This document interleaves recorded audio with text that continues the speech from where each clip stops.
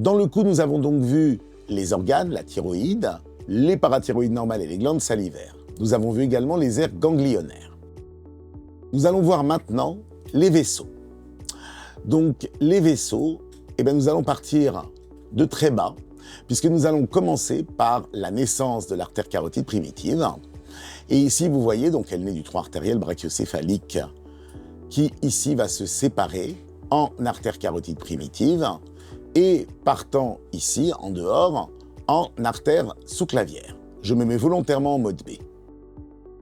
Quand vous voyez cette sorte de Y, c'est-à-dire ces deux branches que nous avons ici, quand on voit très bien la bifurcation et la séparation, c'est ce qu'on appelle le signe du Y. Ce signe du Y signifie une naissance parfaitement normale, une anatomie vasculaire parfaitement normale. Et lorsque l'on n'a pas ce signe du Y, il se peut qu'en fait l'artère carotide primitive naisse directement de la crosse aortique, naisse à gauche et non à droite de la trachée, passe quelquefois en arrière de l'œsophage, pouvant le comprimer, et déterminant ce qu'on appelle la dysphagia lusoria. En fait, cette malformation porte le nom d'artéria lusoria, artère joueuse. Elle peut donc non seulement déterminer cette dysphagie, mais également, et ça c'est le plus important, prédire dans 100% des cas une non-récurrence du nerf récurrent. Et si le chirurgien n'en est pas informé et qu'il doit opérer cette région, il risque de provoquer une lésion du nerf récurrent qui pourrait être prédite par un examen échographique préopératoire. Donc j'incite tous ceux qui font de l'échographie cervicale à balayer simplement à chaque examen, ça prend 3 secondes, à repérer ce Y et à mettre sur leur compte-rendu « pas d'artéria lusoria ». Ensuite, si on remonte un petit peu, on va trouver l'artère thyroïdienne inférieure. Elle se repère ici, on la voit parfaitement bien. Elle croise la carotide dans sa partie postérieure et elle va aider dans les dysthyroïdies à mesurer les vitesses systoliques et les débits pour faire avancer l'enquête étiologique d'une hyperthyroïdie notamment. Donc on la voit ici en coupe longitudinale, mais c'est principalement en coupe transversale que son étude va être intéressante. Voici l'étude en Doppler couleur de l'artère thyroïdienne inférieure.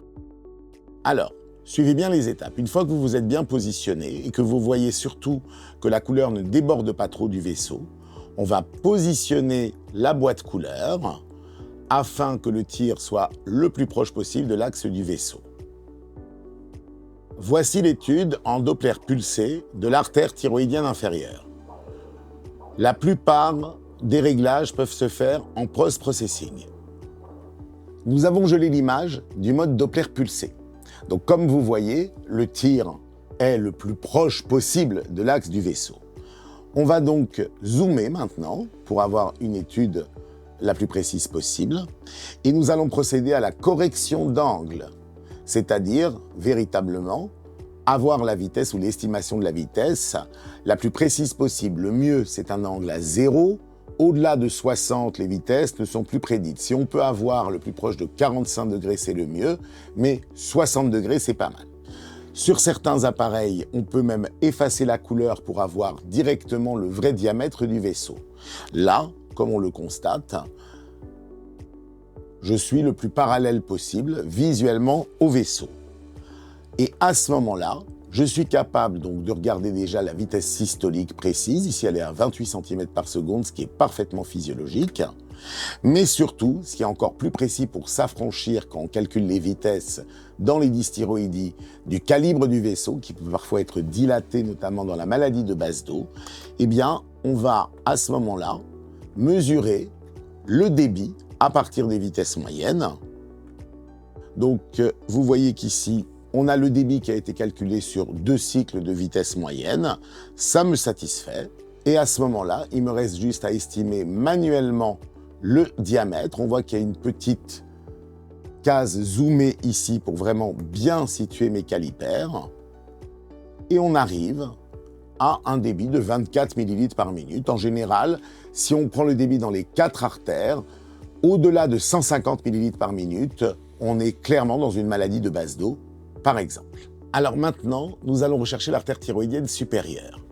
Comme vous voyez, autant nous allons voir les artères thyroïdiennes inférieures en transversale, mais c'est en longitudinale qu'on va trouver l'artère thyroïdienne supérieure. Et généralement, donc elle naît de la carotide et on peut voir de temps en temps la boucle de naissance, comme ici, de l'artère thyroïdienne inférieure qu'on peut suivre. Et on peut bien sûr donc mesurer son spectre en orientant bien la boîte couleur, comme ici.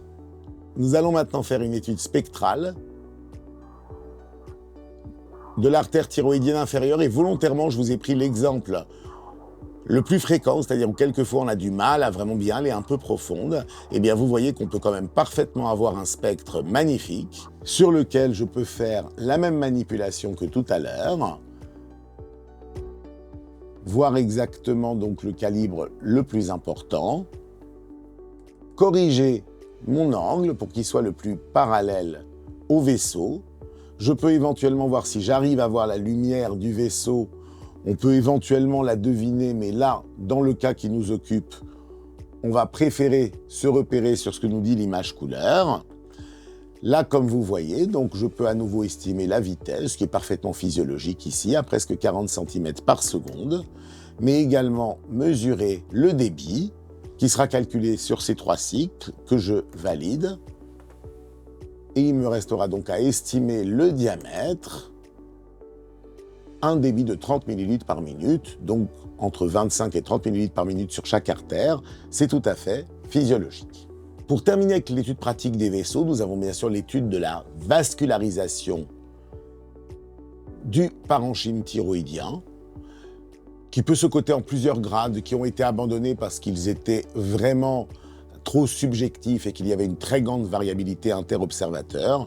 Mais globalement, on pourrait dire que quand vous n'avez aucun vaisseau, ça s'appelle le désert vasculaire. On voit ça dans certaines thyroïdites et normalement dans les hyperthyroïdies induites par l'iode de type 2, où l'iode a un effet cytolytique.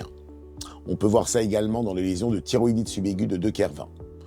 Là, quand il y a quelques vaisseaux, comme ici, c'est strictement normal. Par rapport aux thyroïdes saines que vous voyez, quand il commence à y avoir un peu plus de vaisseaux, on pourrait dire que c'est une hypervascularisation de grade 2. Quand clairement, il commence à y avoir autant de gris que de couleurs, c'est ce que j'appelle le grade 3, et quand il y a plus de couleurs que de gris, sous-entendu sur un réglage normal, c'est le fameux, en italien dans le texte, thyroide inferno, décrit par Rall, qui est un signe pathognomonique de maladie de base d'eau en cas d'hyperthyroïdie, mais vous pouvez également la voir quand l'effet angiogénique de TSH est très important dans les très grandes hypothyroïdies avec une TSH qui confine à 50 ou 100, avoir la même image qu'une maladie de base d'eau. Et d'ailleurs, ça nous permet un message essentiel: disposez autant que possible de la TSH lorsque vous réalisez une échographie pour bien l'interpréter et pour faire une conclusion utile au médecin et ne pas vous contenter des historiques acquisitions. Maintenant que nous avons vu les viscères, que nous avons vu les aires ganglionnaires et que nous avons vu les vaisseaux, on va revoir qu'un point d'anatomie sont les muscles. Et finalement, vous allez voir que chacun des muscles du cou peut servir dans la pratique échographique. Ça nous permet un petit interlude. Vous avez un muscle que j'aime beaucoup, qui est situé en arrière et en dehors de la thyroïde, qui est le muscle long du cou, qui est indiqué donc ici. Donc il a une forme un petit peu ronde ou triangulaire, on peut dire. Voilà, quand on tourne, on le voit très bien se dérouler ici. Voilà, c'est donc le muscle long du cou. Et en fait, il peut représenter un piège lorsque l'on cherche un adénome parathyroïdien, par exemple. Eh bien, si on est sur une simple image statique, on pourrait se dire, tiens, c'est un adénome parathyroïdien, alors que pas du tout. Si on continue, on voit très bien en fait qu'il s'agit d'une structure longitudinale, allongée, qui est le muscle long du cou. Maintenant, intéressons-nous à la ponévrose médiane, où très souvent, tout le monde confond en fait le nom des différents muscles.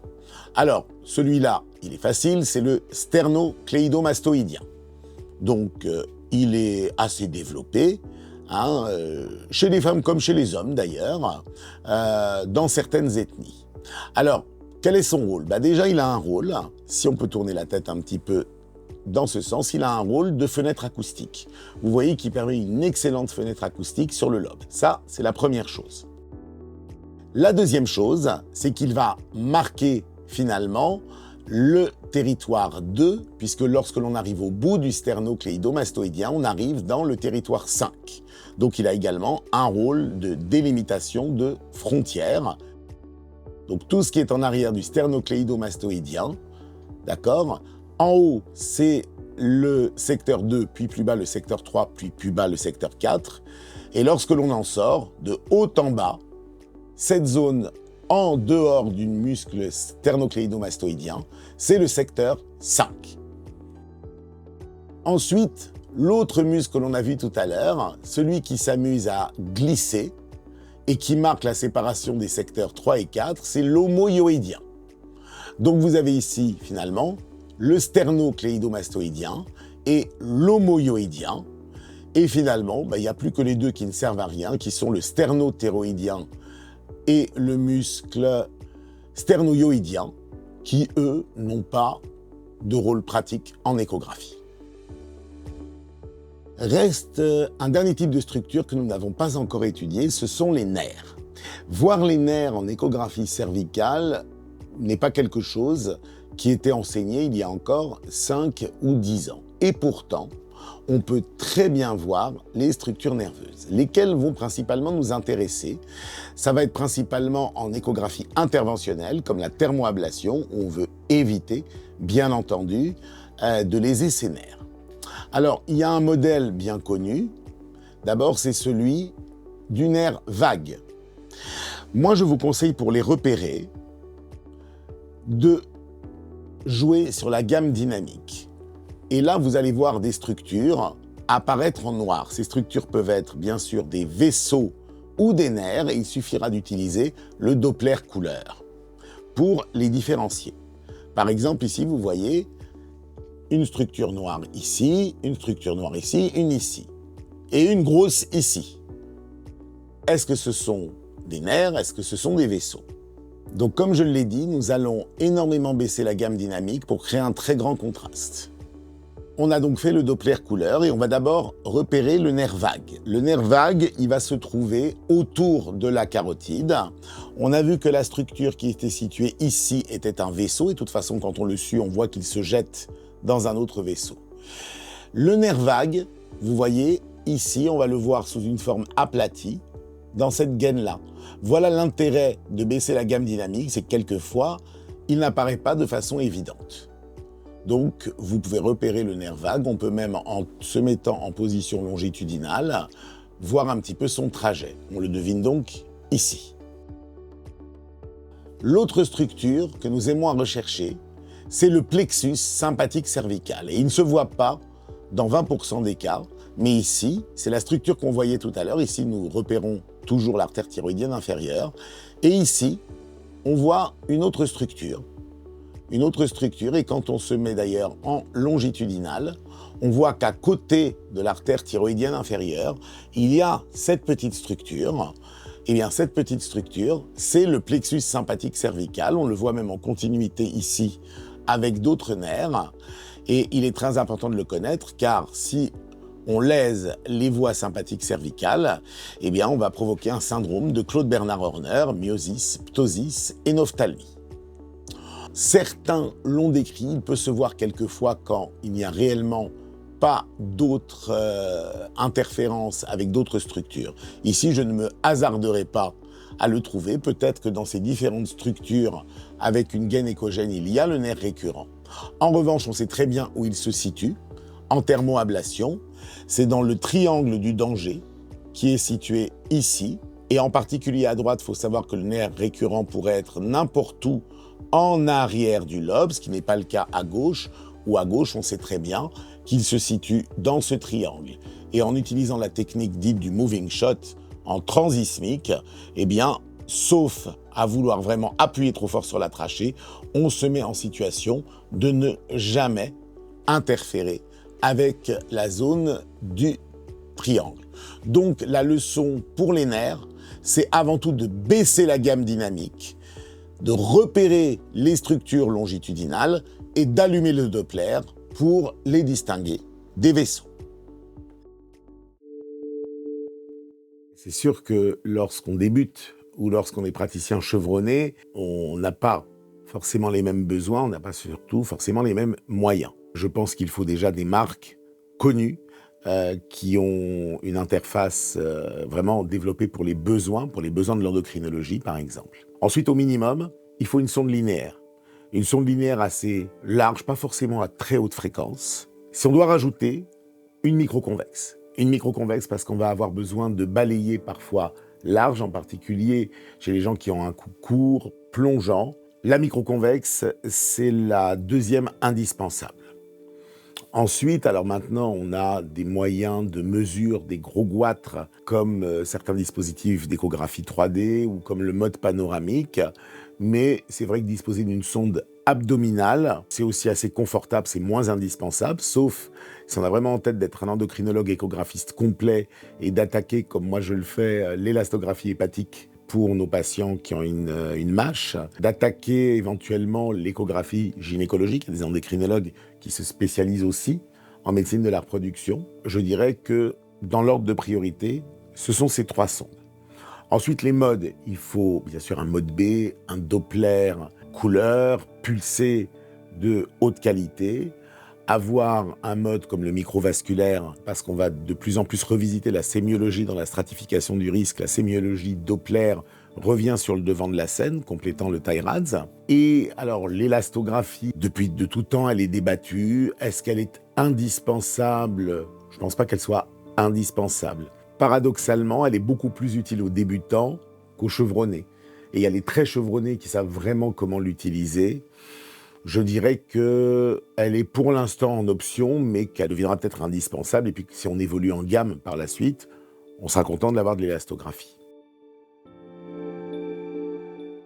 Là, on va aller au cœur du sujet, d'un sujet peut-être parfois tabou à aborder. C'est factuel de dire que l'endocrinologue est quasiment au bas de l'échelle des revenus. Le chiffre d'affaires ou les investissements matériels d'un endocrinologue ne sont pas ceux de la médecine nucléaire, ne sont pas ceux du cardiologue, ne sont pas ceux de l'ophtalmologiste, ou clairement les montants peuvent parfois faire peur. Et jusque-là, mon intime conviction par rapport aux autres pays d'Europe et aux États-Unis, où quand même c'est quasiment classique qu'un endocrinologue qui fait de la thyroïde ait un échographe. En France, il n'y a pas si longtemps, moi, quand j'ai commencé, on était rarissime. Et surtout, ce qui m'a frappé, c'est que plus de la moitié des gens qui passent le DU d'échographie, qui est le seul diplôme qui donne accès au titre d'échographiste, ne faisaient pas d'échographie, parce qu'il n'y a pas de modèle économique. Donc jusqu'ici, le modèle économique, c'était si on est en secteur 2, avec droit au dépassement d'honoraires, on intégrait le montant de l'échographie dans la consultation. Ce qui était d'ailleurs paradoxal et injuste, parce que c'est souvent une échographie mieux faite par des gens réellement formés, selon les critères qualité de la HAS, à l'échographie. Et pourtant, elle n'était pas remboursée aux patients, elle était valorisée pour le médecin, mais pas remboursée aux patients. Ce qui était assez injuste, parce qu'on sait que nombre d'échographies qui sont pratiquées en général, 80% ne répondent pas aux critères qualité d'une échographie de la thyroïde. C'est la réalité en France. Donc moi, je me suis battu pendant 8 ans pour qu'il puisse y avoir le cœur du modèle de la consultation de thyroïdologie, qui est la consultation et l'échographie dans le même temps, à l'heure où la démographie médicale est ce qu'elle est. Faire revenir le patient juste pour qu'il soit remboursé, c'est profondément injuste, c'est profondément contre-productif. Alors aujourd'hui, on a la consultation de base remboursée avec l'échographie, mais on n'y est pas encore, c'est déjà une grande avancée parce que ça donne un modèle économique à la thyroïdologie, c'est-à-dire à l'échographie par l'endocrinologue. Là, elle est valorisée. Donc, il y a un budget qui peut être dégagé pour ça, et c'est capital. Ce qu'on voudrait maintenant, c'est que vraiment notre acte ponctuel, parce que le but, c'est de voir les gens qu'une seule fois. Éventuellement, après, il y a une cytoponction, il y a d'autres choses, mais la majorité, c'est une seule fois. C'est que ça puisse être couplé à l'acte ponctuel de consultant ou à la consultation spécifique d'endocrinologie. C'est donc la suite un petit peu du combat. Mais qu'importe, le concept est là. Il est donc reconnu par l'assurance maladie qu'il est licite de coupler un acte clinique, une consultation et une échographie dans le même temps et que le patient soit intégralement remboursé de ces deux actes. Donc c'est une reconnaissance quelque part de ce qu'est le métier de thyroïdologue.